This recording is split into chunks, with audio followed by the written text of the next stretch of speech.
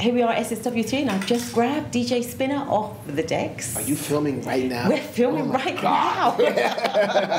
Okay. So by all that, you've just flown in?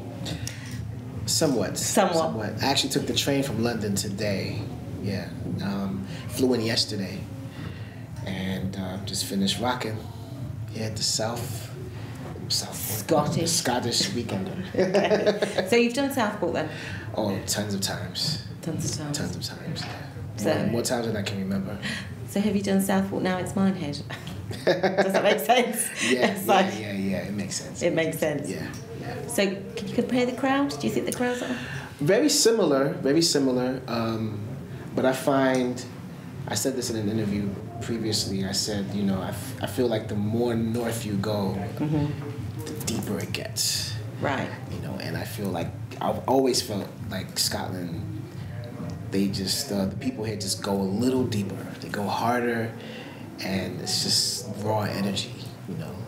The crowd was crazy tonight. It was really great. And I played twice.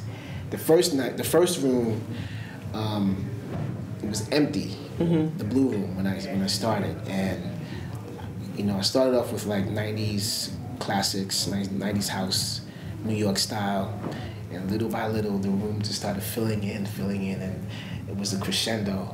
By the time I was done, it was like on tilt, and it went by really quickly. I only played for like an hour and a half, but it felt like I was playing longer.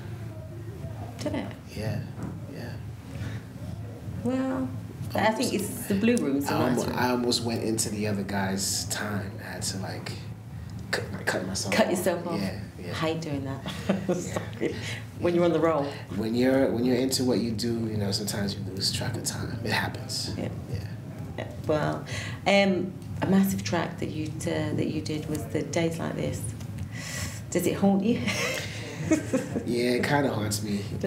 Actually, it's funny because DJ Spinna is, he acquired a license to do remixes.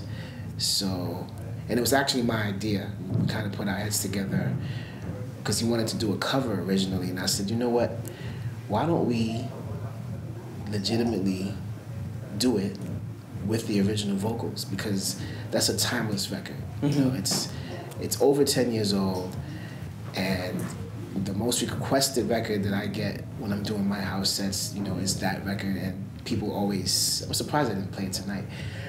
So he's decided to remix the original vocal, and I am going to do an updated version.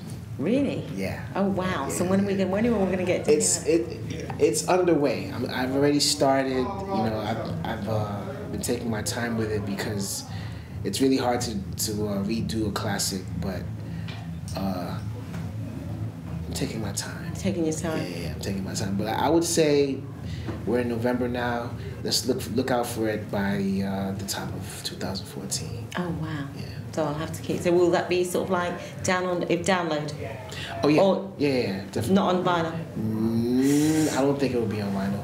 Spin hasn't been pressing much records these days, but it should be out on Quantize on his label. Right. Okay. Because sometimes it's nice to have. You know, I still love records. I still buy vinyl. I still, you know, have. It's embedded in my DNA. I've been buying records forever since I was, you know, a little boy, and I miss that. I miss going to record shops and, you know, having that experience of listening to the music in the store, being introduced to you by the DJ behind the counter who knows your taste, and, you know, mingling with other DJs that come into the store that are there for the same reason, and you know, you kind of swap ideas and swap knowledge and, you know, share similar taste of records, and just picking that record up off the shelf, and I miss all of it. You miss all of that? I miss it, I really do. Sometimes, you know, with the digital thing, it's so much information online, and if you're not navigating properly, you just get lost. The music gets lost. You know, with records, it was always something to hold on to. You know, identifying the music in the crate. Sometimes I wouldn't even know the artist's name or the title of a record, but I'll know what it is and how it sounds by the jacket, by the art, and by the label, and you know. So you know, with the digital world, the way it is, it's just letters. Yes. Know? And you really gotta have something to attach the music to your brain. Like you have to, when you read it, you gotta remember what it is, and sometimes it's a little hard to remember that stuff. But yeah, vinyl lives. Well, I went to New York a couple of years ago on a mission to go to find record shops. Yeah. And I did. When we were there, it was like, 'cause I just got lost in them. Totally got lost in them. Yeah. I mean, you know, I travel a lot, and one of my main goals when I'm on the road is to buy vinyl. Right. I know here in the UK, Great Britain, vinyl still matters in certain circles, and there's still a lot of great shops as well. I love buying records when I'm traveling, because you see things that you don't see at home in the States.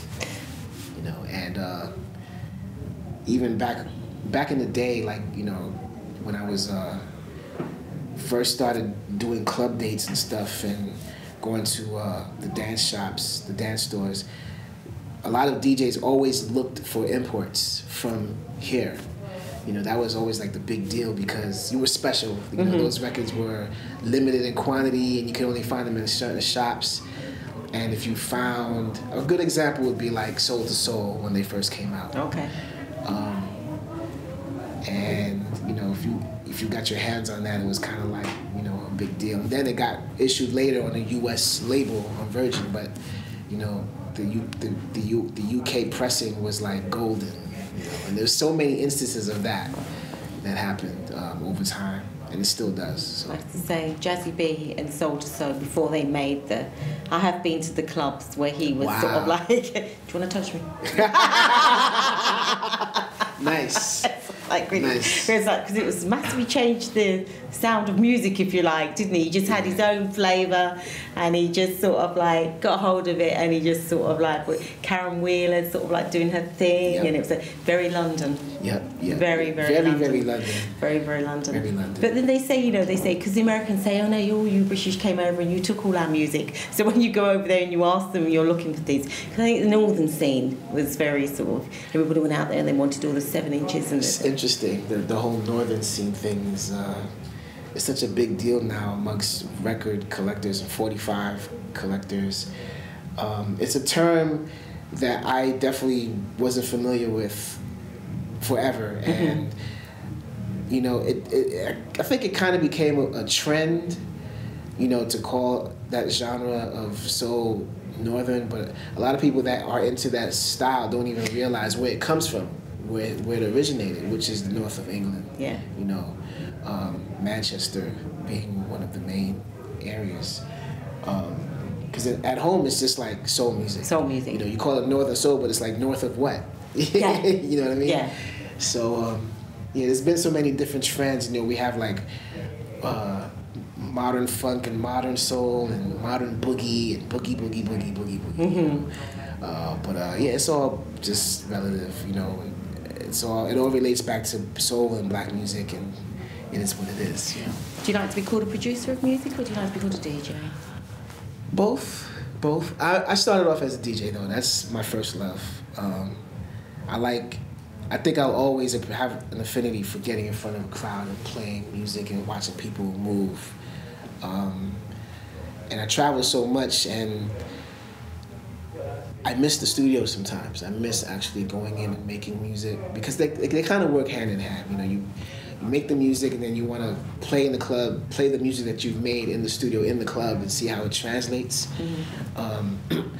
But yeah, I travel so much. I mean, every other weekend I'm on the road, and family life, it kind of takes away from being in the studio. But I am a producer as well. I love making music. I'm a very creative person. There's always music playing in my head. And my most creative moments are like in the morning. Sometimes I'll just wake up and something will be, music just be going, whether it's a song that already exists or something that I need to get out of my system to create, and it doesn't always happen. It gets frustrating. I was going to say, so how do you do that? So if you've got this in your head, what do you do? How do you take that from here? Sometimes if it's a melody, I'll just whip out my iPhone and sing it into the phone. You know, save that if I can't get to the equipment in time. And other times I'll try to run in the studio and just lay something down real quick. But you know, it doesn't always work in my favor. Sometimes things will just leave me, you know, which is crazy. I'll have this crazy thing going, and I'm like, I gotta get it out, gotta get it out. Yeah. And if I have a conversation with somebody, my wife or whatever, or if I listen to something else, whatever I had in my head vanishes. This happens to me a lot. Oh, I'll dream music too. Do you dream? Yeah, I dream music too. You know what? The craziest thing that happens to me is dreaming about being in a record shop, looking at records that don't exist. Because they're all in your head. All in my head, like a physical record. Like I'll be playing something in a store somewhere, and the record, I wake up like, what the hell? What was that? Really? It just doesn't exist. It's the weirdest thing. Frustrating. It's bugged out. Yeah. Well, I can't help you with that one. If I had a solution to sort of like, there must be something, because you can't even sort of like wake up and put it down on a piece of paper. No. It just doesn't exist, you know. Hey, but I guess that's just the way my brain works. I'm quite a fanatic when it comes to music. Yeah. I can tell. Yeah. I can see that. Because you were totally amazing out there. Thank you. Because he came and watched you. You were feeling it. Yeah. And you rocked the crowd. And I want to say thank you very much for coming and joining us. Thank you. My pleasure. And sharing your thoughts. And we'll all be waiting for that remix record that's in your head that's going to come out. And your new remix. Oh, I just don't know. When you've got a crowd and they're all singing, as soon as you just pull the volume down, do you know what I mean? Everybody's singing. It's like, it's good for a DJ. So yeah. Thank you again. Thank you. For making the job easier. That's what I live for. That's what you live for. Thank you. Thank you. Thanks so much. My pleasure. Thanks.